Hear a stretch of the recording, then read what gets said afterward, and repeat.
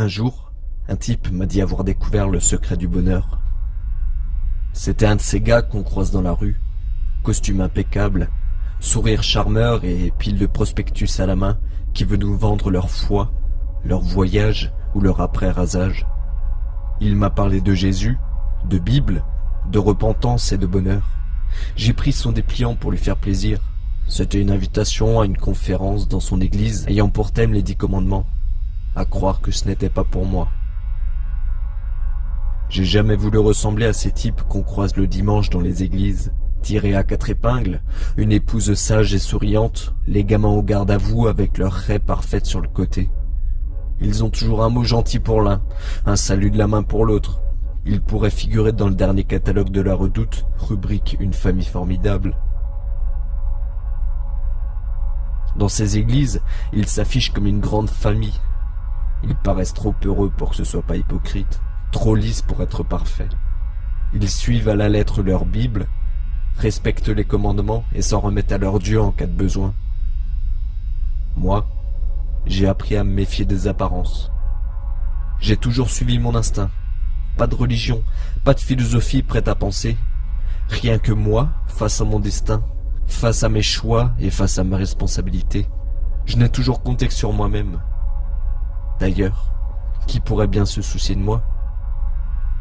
Je vis au jour le jour. Je n'ai pas besoin qu'un livre me dise comment agir, qu'on me dicte ce qui est bon ou pas pour moi. Je profite du moment présent. Je prends tout ce qui est bon à prendre et j'avise après. Carpe diem. Je sais que l'homme est par nature mauvais. C'est pour ça que je ne compte sur personne d'autre que sur moi-même. Et comme on n'a qu'une vie, alors autant en profiter à fond et tout faire pour parvenir à ses fins. Je suis seul maître de mon destin. Je sais que certains me jalousent.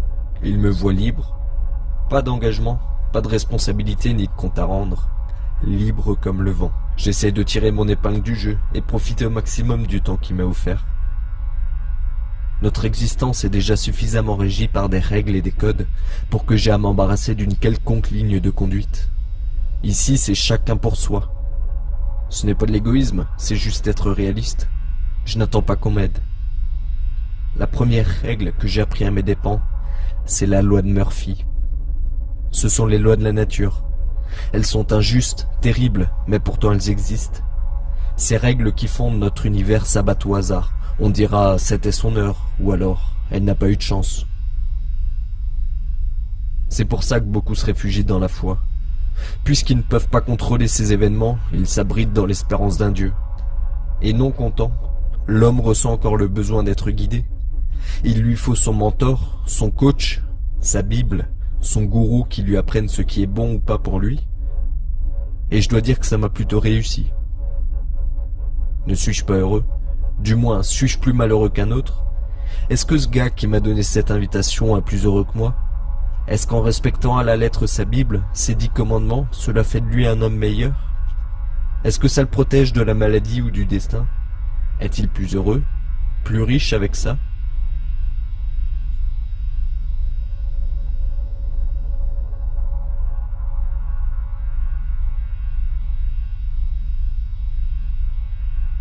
On a juste tous à faire nos propres choix. La vie ou la mort, la justice ou l'iniquité, la revanche ou le pardon, l'ombre ou la lumière.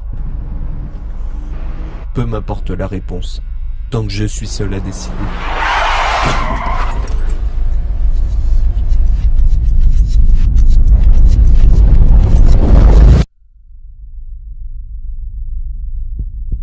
Un jour, un type m'a dit avoir découvert le secret du bonheur.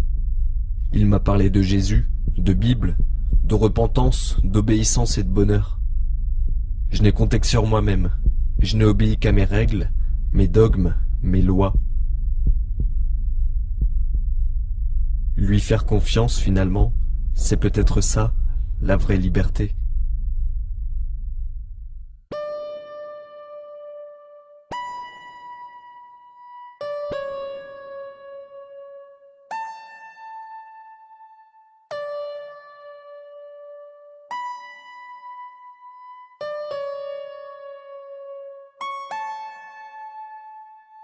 Seigneur Jésus, tu vois comme notre société part à la dérive. Les hommes se sentent libres, n'obéissent qu'à leurs règles, à leurs émotions. Seigneur, merci vraiment pour tes commandements. Oui, merci parce que tu nous guides vers ta sainteté. Merci aussi parce que t'obéir n'est pas un sacrifice, mais bien au contraire. Il nous permet d'acquérir ta liberté, Seigneur, de vivre dans ta présence. Merci vraiment pour tous tes dons, tous tes bienfaits et ta patience envers nous. Gloire à toi, Seigneur. Amen.